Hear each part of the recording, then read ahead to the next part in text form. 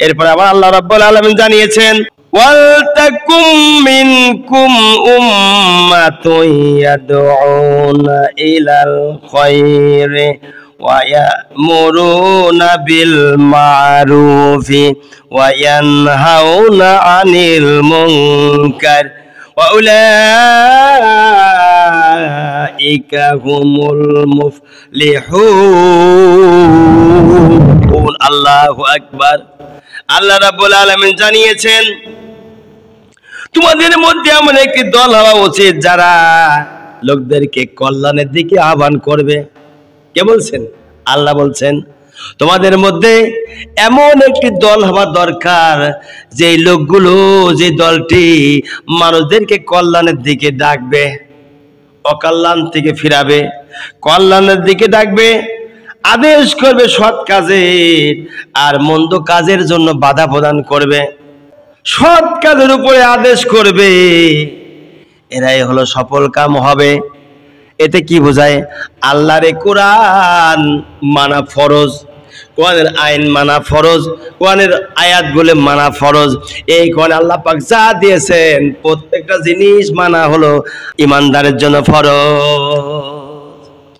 আজ টাকা দেখেন তো দেখি এই কোরআন অনুযায়ী সংসদ চলে কিনা, চলে না, চলছে না।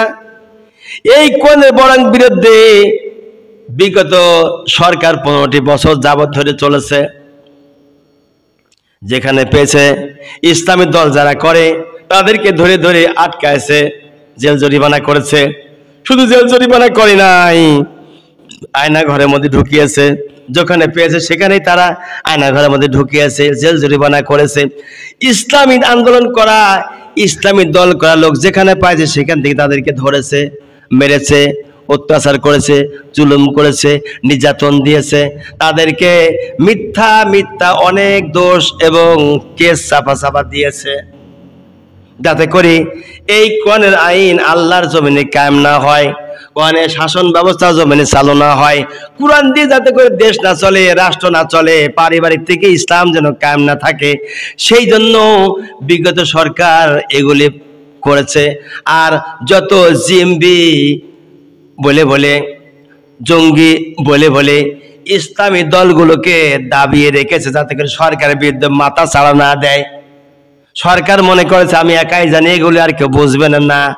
তুমি সরকার, একটা মহিলা মানুষ, আমার বাপ চাচারা বলেছে 12 হাত কাপড়ের কাছা নেই, নারী আবার একটা লোক হলো নাকি, কিসের নেতৃত্ব তা দিবে?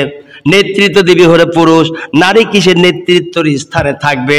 নারীর জন্য তো নেতৃত্ব নয়, নেতৃত্ব দিবে পুরুষেরা। আমার আব্বা পড়ায় বলতেন 12 হাত কাপড়ের কাছা নাই। আমার আব্বা মারা গিয়েছেন, আল্লাহ তাকে জান্নাতুল ফেরদাউস উচ্চ মাকাম দান করুক, বলি আমিন। আমার আব্বা মাঝে মধ্যে গজল গাইতেন, ফুল বাগানে ফুটিল নবীন ফুল, সেই ফুলেরই খুশবু এলো ত্রিভুবনে ছড়িয়ে গেল, ওই ফুলেরই নাম রাখিলেন মুহাম্মাদুর রাসূল আমার, মুহাম্মাদুর রাসূল। ফুল বাগানে ফুটিল নবীন ফুল।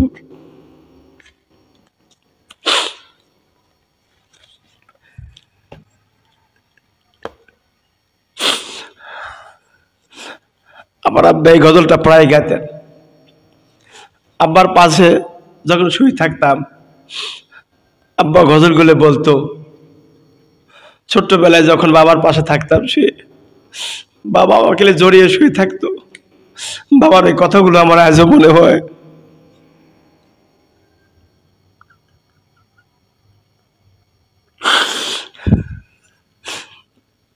বাবা জান নাই সেই বোঝে বাবার ব্যথা কি, বাবা জান নাই সেই জানে বাবার ব্যথাটা।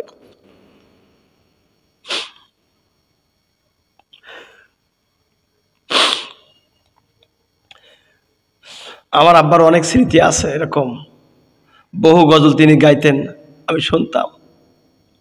বাবার গজলগুলোর কথা মনে জাগলে আমার খারাপ লাগে। আব্বাকে হারিয়েছি, কখন যেন মাকেও হারাবো, মাও যাওয়ার পথে। আমার বাপ চাচারা সবাই চলে গেছে, চাচিরা সবাই গেছে। আমার 8টা চাচার মধ্যে বাপ চাচারা 8 ভাই সবাই চলে গেছে। 3টা বোনের মধ্যে 2টা বোন চলে গেছে, একটা বোন ছোট্ট একটা বোন বেঁচে আছে, আমার মা বেঁচে আছে, আর কেউ নাই। দেখ ওটা আমার কথা নয়, আমার কথা তরুণ যুবকেরা, বাবা নামাজ পড়ো, নামাজের দিকে এসো। নামাজ তোমাদেরকে খারাপ অশ্লীল বেহায়াপনা সমস্ত পাপ থেকে ফিরিয়ে রাখবে। নামাজ ইন্না সলাতা তানহা আনিল ফাহশাল মুনকার, নামাজ মানুষকে মন্দ থেকে গুনাহ থেকে ফিরে রাখে। আল্লাহ রাব্বুল আলামিন এই দুনিয়াতে মানুষ তৈরি করেছেন আর জিন তৈরি করেছেন। জিনার মানুষকে আল্লাহ রাব্বুল আলামিন দায়িত্ব দিয়ে দিলেন যেন জিনার মানুষ আমার জগতের বুকে যাইয়া তোমরা কিন্তু আমার দাসত্ব করবা, আমার গোলামি করবে, আমার হুকুম মানবা, আমার এই কোরআন অনুযায়ী চলবা। আল্লাহ বলেন আমার এই কোরআন অনুযায়ী চলবা, কোরআন ছাড়া আমার নবীর আদর্শ ছাড়া তোমাদের কোনো কিছু কিন্তু উপায় নাই। এই 2টা জিনিস আঁকড়ে ধরবে। নবী ইন্তেকালের পূর্বে বলে গেছেন কিতাবুল্লাহ আল্লাহর কোরআন আর সুন্নতে রাসূল।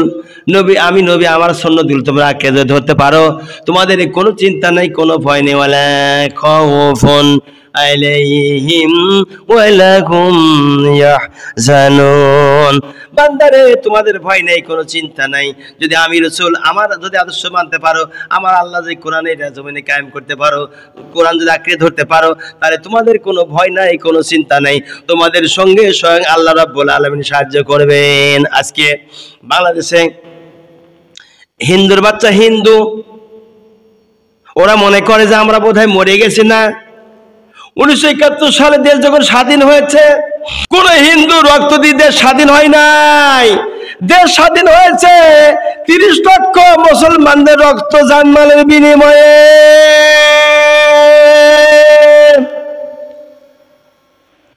কোন কাফের রক্ত দিয়ে, মুশরিকদের রক্ত দিয়ে, জান দিয়ে দেশ স্বাধীন হয় নাই।